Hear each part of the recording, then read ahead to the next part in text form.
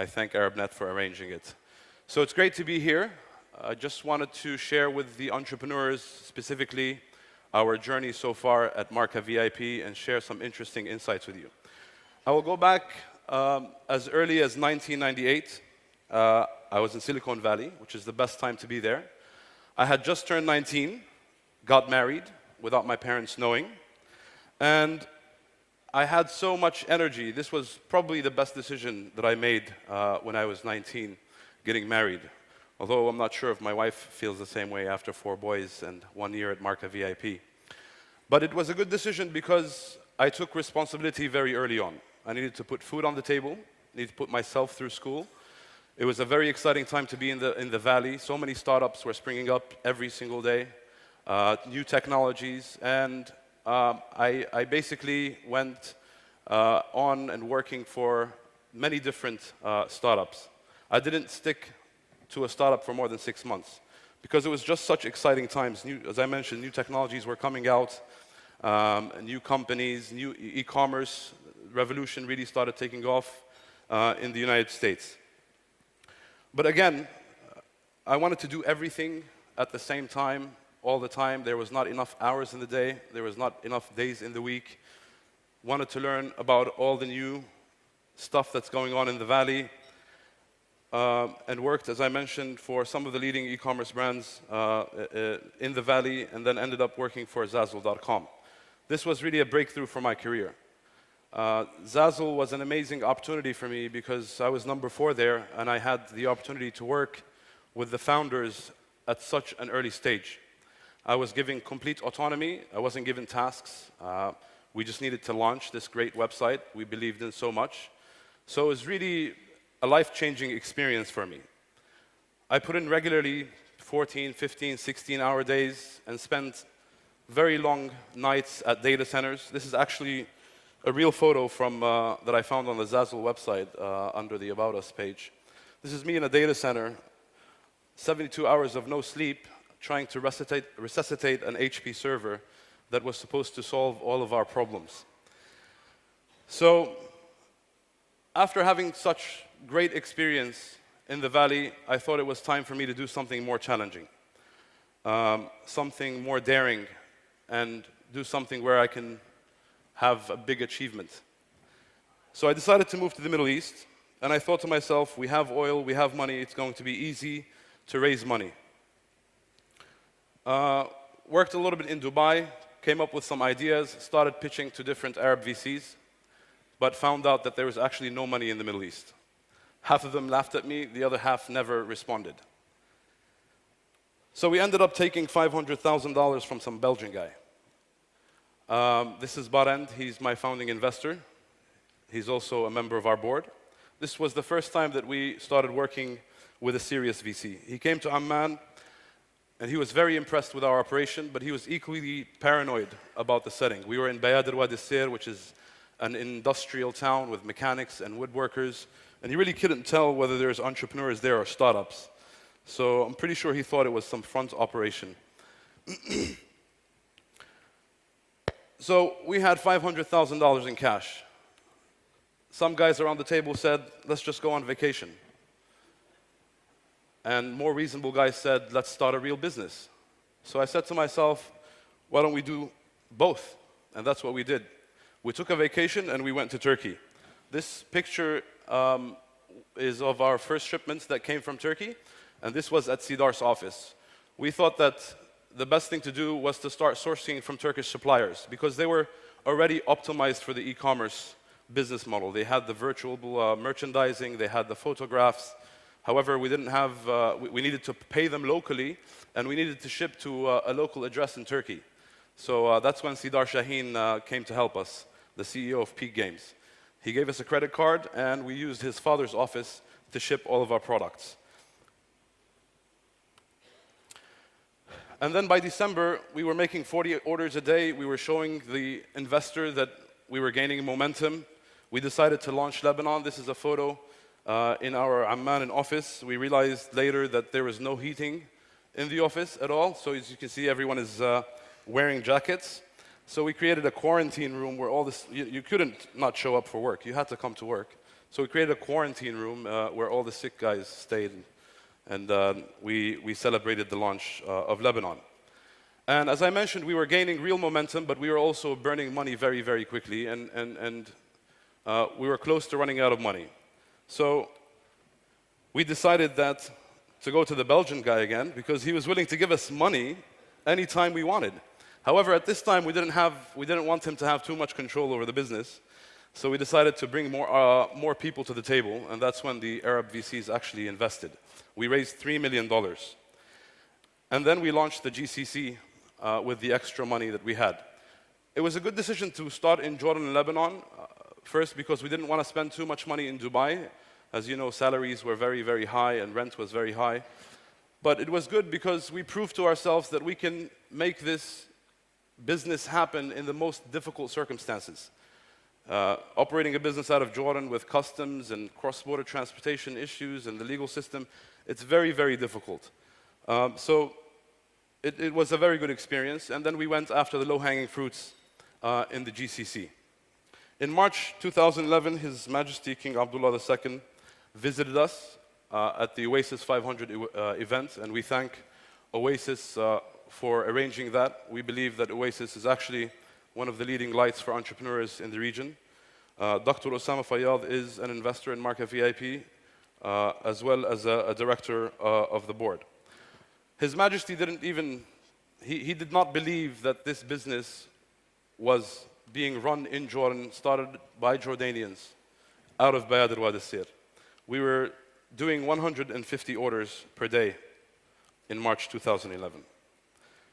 With the additional money, we started hiring very young, very smart, very bright individuals.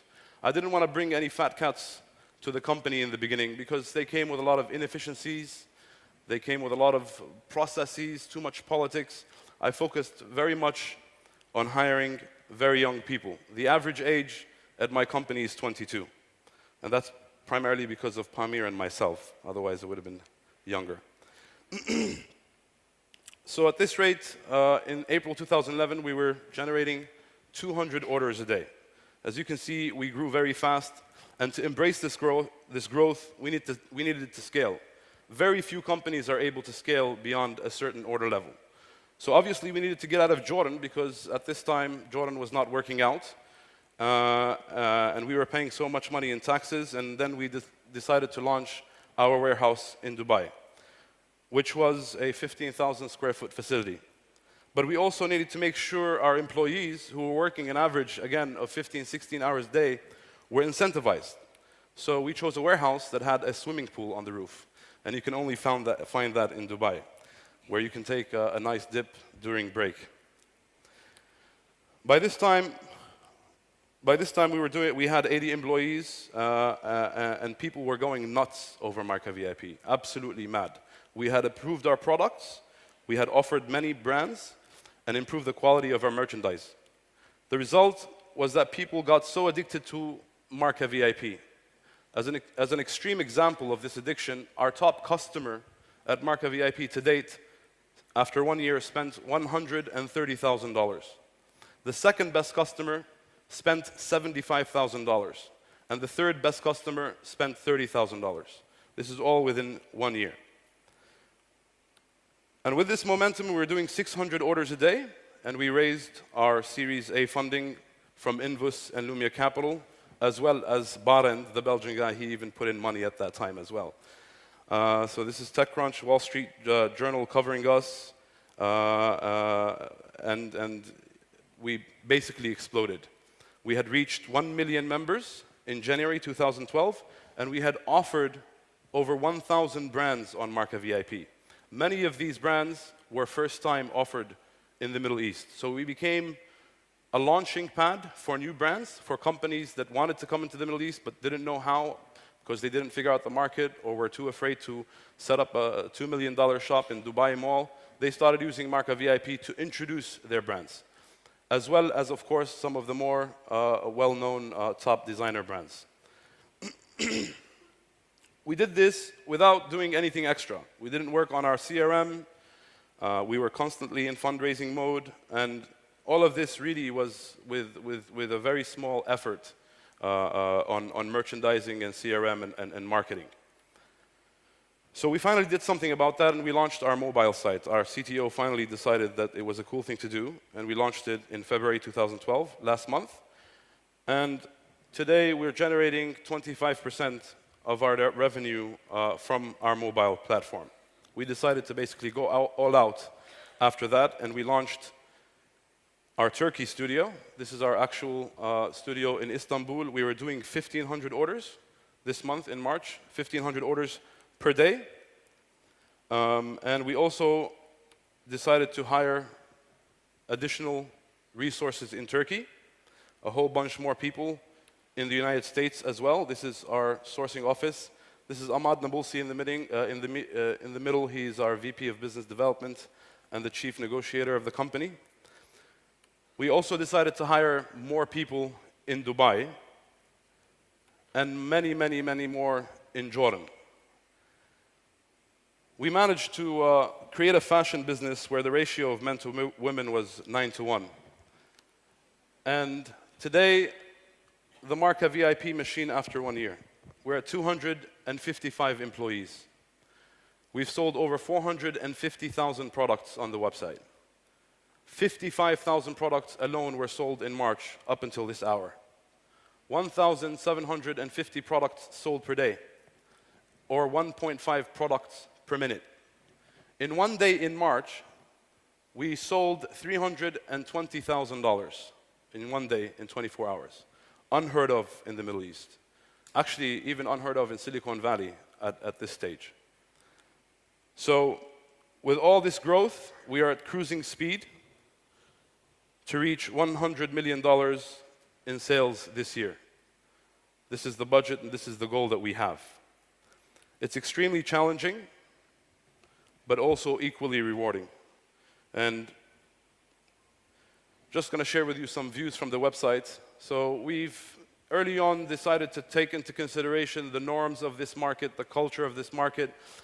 The Arabic website is very consistent with our English website. You can shop using different currencies. You can invite friends.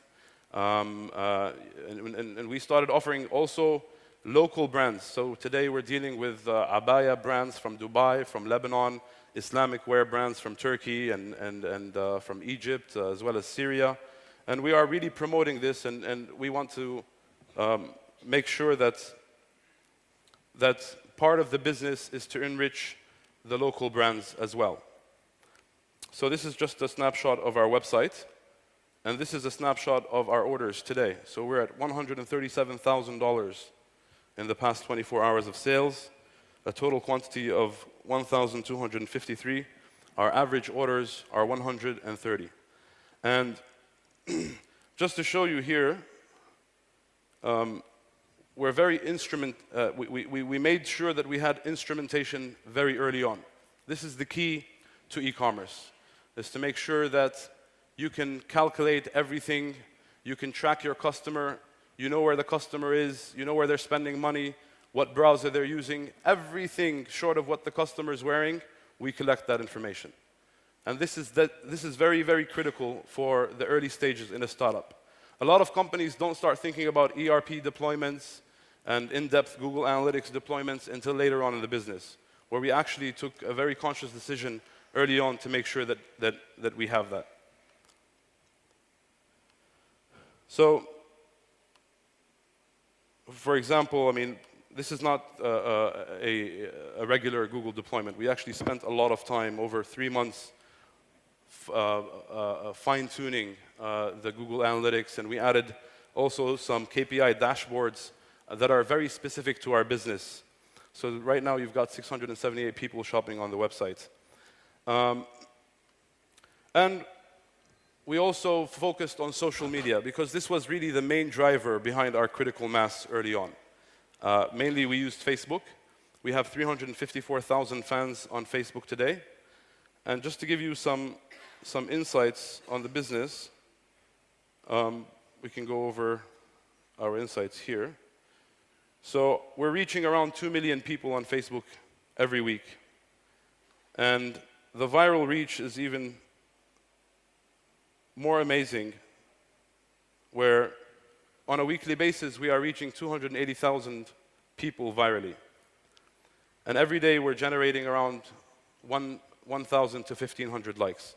This is the spread of our users. So as you can see, the segment is basically between 18 and 44.